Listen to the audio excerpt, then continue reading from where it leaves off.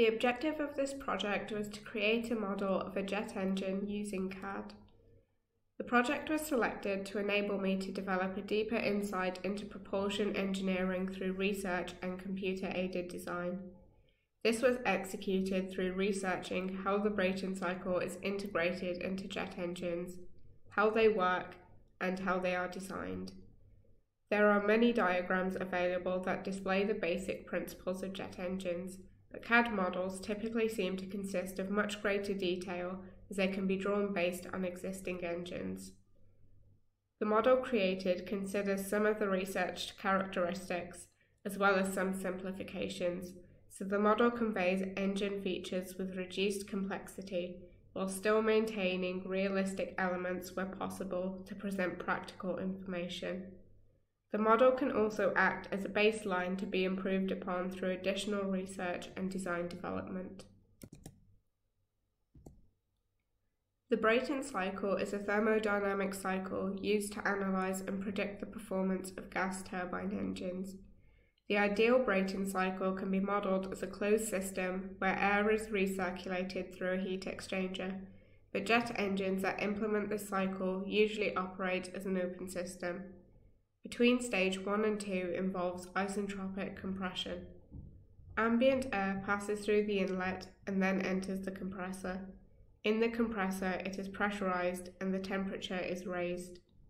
From stage 2 to 3, heat addition occurs in isobaric conditions. The pressurized air transfers into the combustion chamber where fuel is burned and heat is added to the system.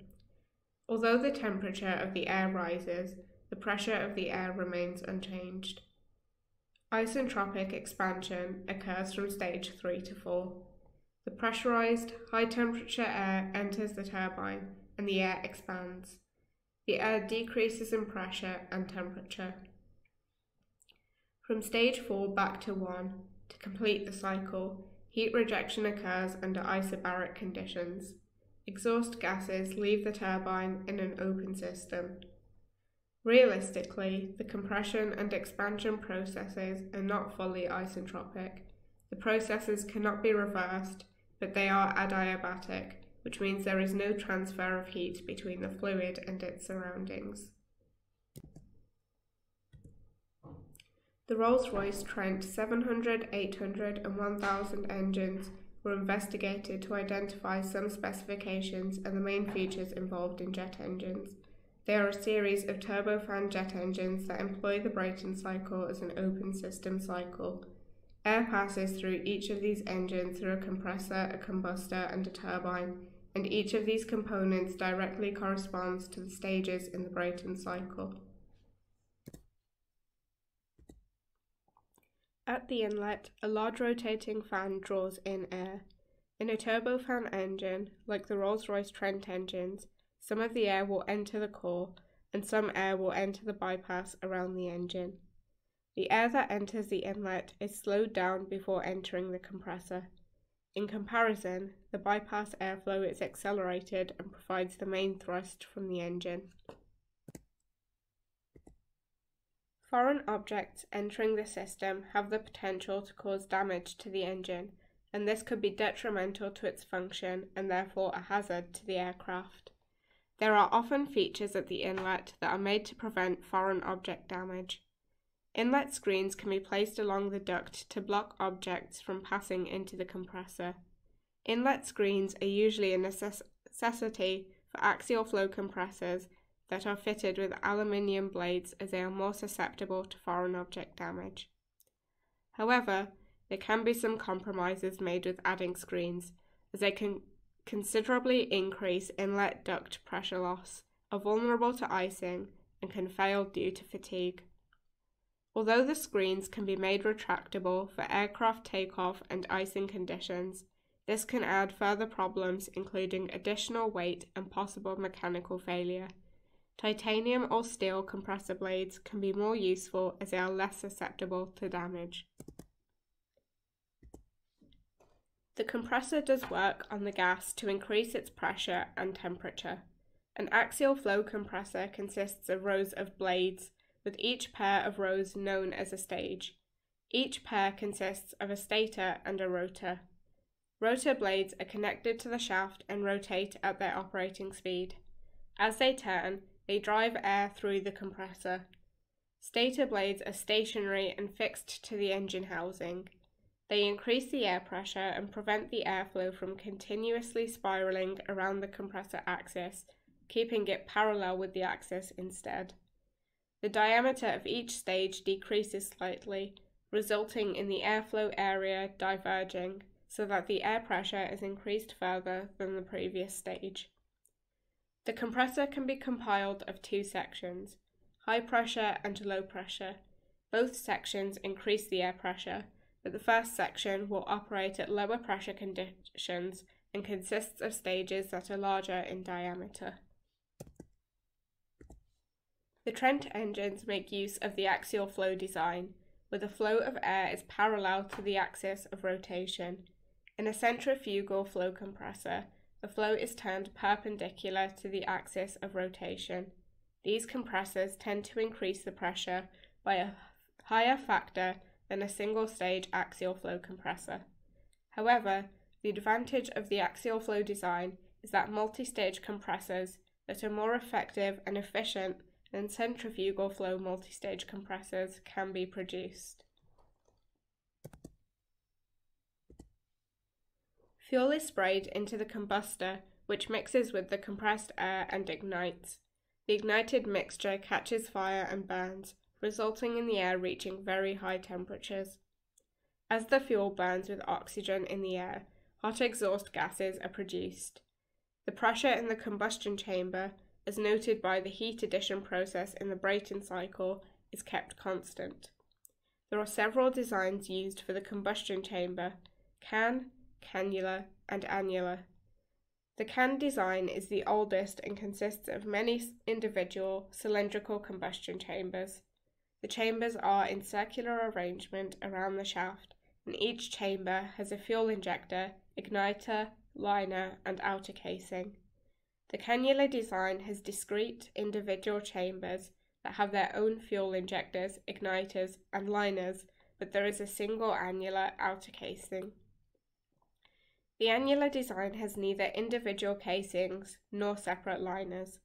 This design, used by Rolls-Royce Trent engines, incorporates many fuel injectors in a circular arrangement in a single continuous liner that is surrounded by the annular casing. The high-temperature gases then enter the turbine. Work is done by the gases to rotate the turbine blades, and the airflow therefore decreases in pressure.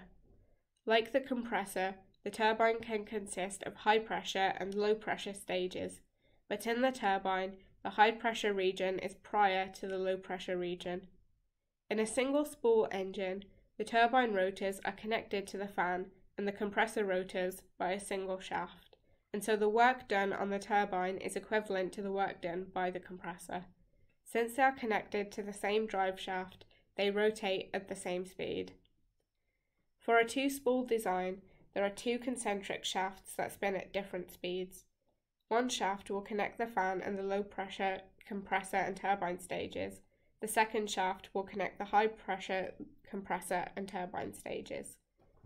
Utilizing more than one shaft allows each compressor-turbine connection to spin at its most efficient speed, as this differs with low-pressure and high-pressure stages.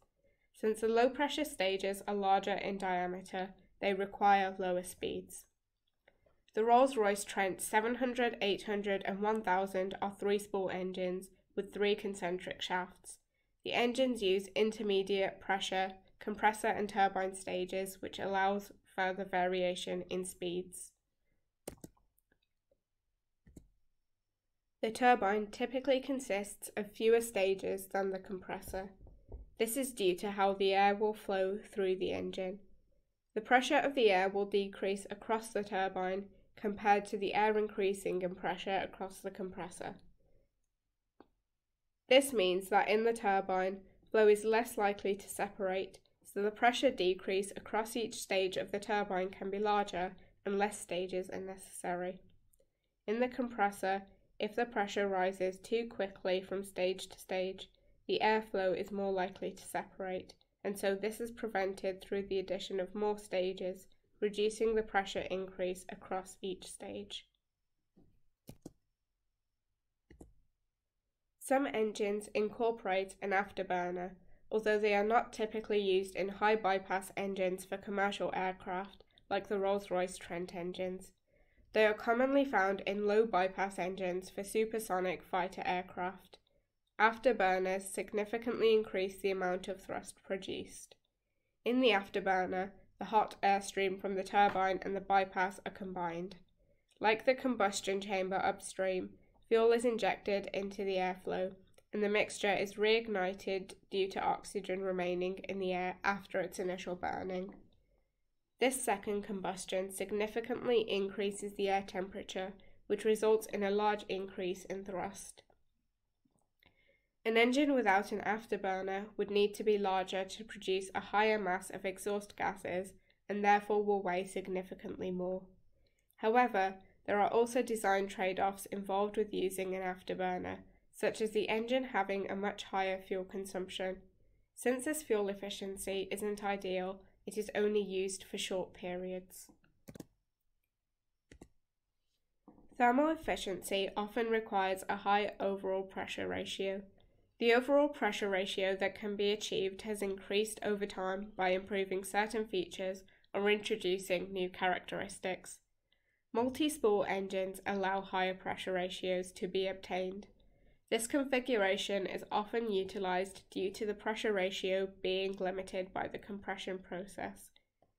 When the jet engine is operating at full power, the density of air at the exit of the compressor is significantly more than at the inlet. The compressor is designed off this density. However, if the compressor is operated at speeds below the designed values, the air density at the compressor exit is too low, so there is a potential for flow separation and the reversal of its direction, which can have severe consequences. This may happen if a pressure ratio of 8:1 is exceeded for a single compressor. To avoid this, the low pressure and high pressure compressors can be segmented onto separate shafts, each with differing rotational speeds, controlled by the corresponding turbines on the same shaft. Multi-spool engines are capable of handling much higher pressure ratios. Including several stages of variable stator blades into the compressor can also increase pressure ratios. However, it is also necessary to use blow-off valves to control the flow during the startup of the engine. High bypass turbofan engines, like the Rolls-Royce Trent engines, often use a blend of these features for ideal optimization.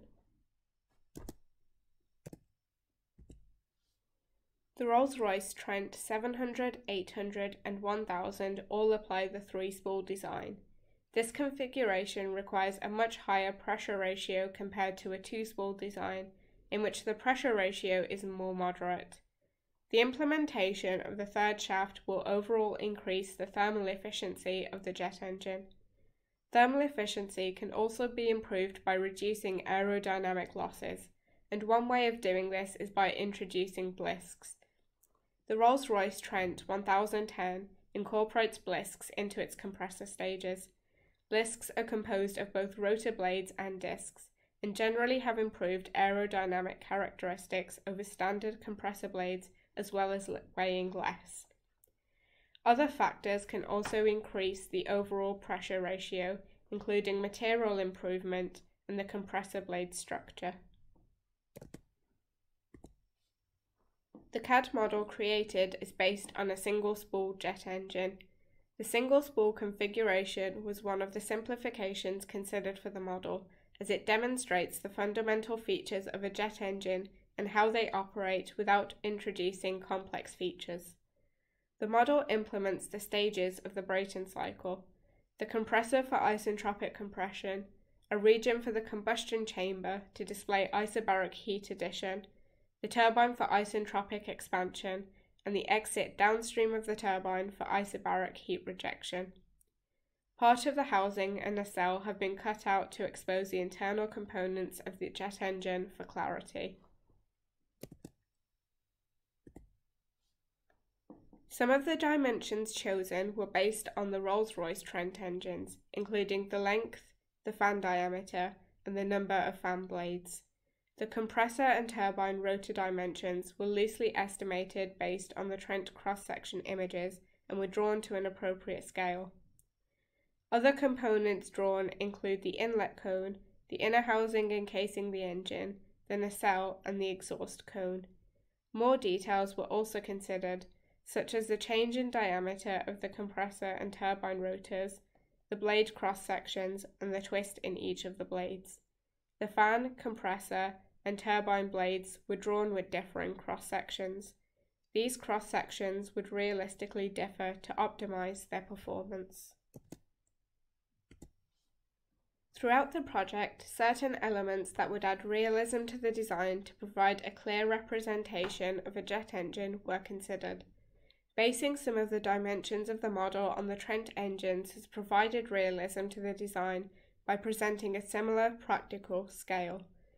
The other dimensions could be investigated further by researching a wider selection of engines that may provide more detailed dimensions, or by closely analysing existing CAD models that are drawn based on existing engines. Integrating features such as the inlet cone, the exhaust cone, and the nacelle provides further context to the model alongside the researched components. Also, considering other intricate details, including the change in rotor diameter and the difference in blade cross-sections for each component, adds depth to the model and aids visualization further. Additional elements could be considered for the engine model. Although they were not considered due to the time constraint for the project and their added complexity, they could provide additional value to future design development. To develop on the current model, the combustion chamber could include increased detail by applying features of a specific design, such as the annular combustion chamber. Stators could also be added to the model to pair with the rotors, and this would further describe the composition of the compressor. A second model could be created based on the first, introducing the two-spool feature that is common in many jet engines. The second model could also represent some of the compressor stages as blisks. This would expand the aim by providing a secondary, more in-depth understanding and visualization to elaborate concepts in jet engines that were introduced to improve their ability to obtain higher pressure ratios and optimize their thermal efficiency. Further research on specific types of jet engines could be conducted, including turbofan, turbojet, and turboprop engines. This could aid development of several models to display varying characteristics that are dependent on application, such as afterburners, which have military applications and not commercial. Due to the current pandemic, there were limitations on the range of types of resources that could be obtained, as access to textbooks that would cover many different aspects of jet engines was not feasible at the time of research. However, many online resources were used to grasp an in-depth consensus of the design features within jet engines. Overall, through in-depth research on the operation of jet engines and their components using a range of sources, the CAD model successfully meets the overall objective of displaying a simplified 3D representation of a jet engine and provides insight into their design and configuration whilst also presenting opportunities for continued development. Thank you for listening.